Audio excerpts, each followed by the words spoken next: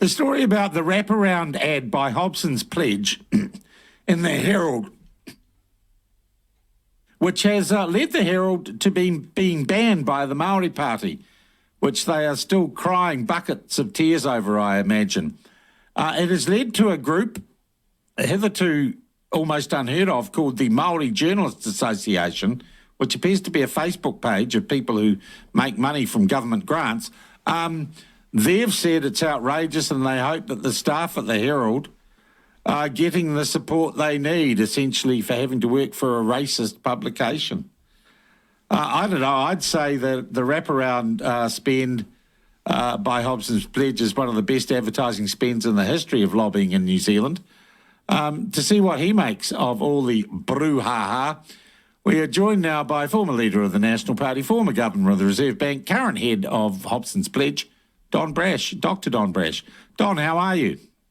Very well, thanks, Sean. Very well indeed. Okay. I don't suppose you can tell us how much that wraparound on the Herald cost you? Well, it was a thing, Sean. We paid for the wraparound. We also paid for a full-page ad in some of the provincials, which are run by NZME. So I can't tell you precisely what that... well, could you tell us what the advertising budget overall was for this campaign? It was about $25,000. Okay. So that's not chicken feed, is it? All right. Can you take us through, Don, the process, or how many hoops did you have to jump through to get the ad approved by the Herald, or was it a pretty straightforward commercial transaction? Well, we know they referred the matter to their lawyers. It doesn't surprise us. What the lawyers said, we're not sure. We didn't have to change anything. And all of a sudden, there it was. Okay, and you would stand by all the information of that ad being an accurate reflection of the views of Hobson's Pledge, and you would argue factually accurate as well? Absolutely would.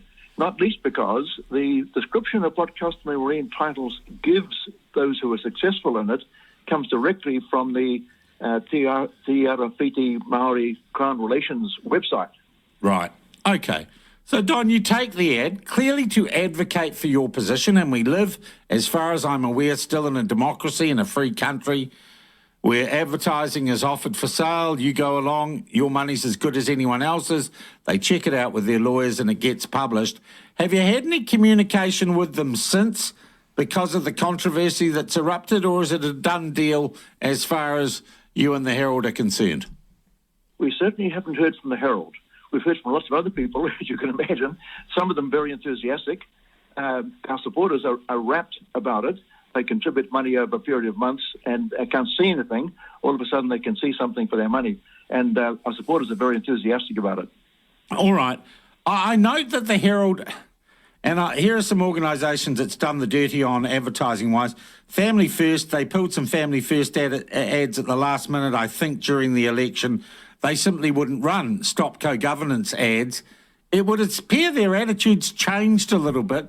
Don, have you tried to get advertising placed in the Herald before and been rebuffed? Yes, is the short answer. But I won't go into details of that because I've forgotten most of them some year or so ago. Okay, so a year or so ago they weren't taking your ads, and now they are. Yeah, that's a welcome change from our point of view. Whether it's a consequence of the change of the government or because we checked very carefully to ensure that what we said was absolutely accurate, I'm not sure. Or because woke isn't so trendy anymore, and also it's a little harder to make money in the media space than it might have been a year ago without the Public Interest Journalism Fund and the like. What do you make, Don, of the response from the so-called Maori Journalists Association and the Maori Party to your ad? It's predictable but pathetic. I mean, honestly, as I say, everything in the ad is accurate. So I guess what we're really saying is they don't want New Zealanders to know the truth. Would you be happy to debate the Maori Party on what they disagree about in the ad?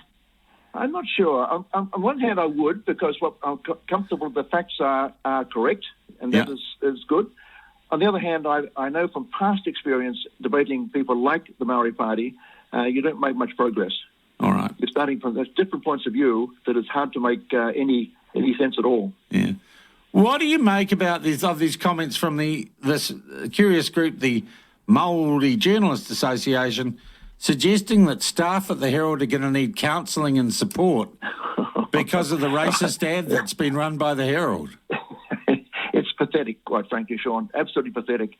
What are these people, children? I mean, for goodness sake, they're adults, presumably, and what we said was accurate and true. Yeah. Is the ad racist? Are you racist? Well, of course, I absolutely deny being racist. I believe every New Zealander should have equal rights, and whether they are brown, pink, or brindle, they should have equal rights. And that, to me, is what people like Martin Luther King argued many years ago. Indeed. Look, as I've got you here, Donna, I was also interested in your response to comments made last weekend at the National Party conference by John Key, who seemed to be saying we shouldn't get involved in any race debates and debates about the treaty. That's a dangerous thing to do. He was charting or suggesting the National Party, which you used to be the leader of, chart a very moderate course on things like the Treaty Principles Bill. I was depressed by John getting into that. Not entirely surprised, because when he was Prime Minister, he ducked some of these tough issues also. When he went into the campaign in 2008, he promised to get rid of Maori electorates, but 9 years later, nothing had changed. So, and of course, the Marina Coastal Area Act, which has provided us with these headaches, was put in place by the John Key government. So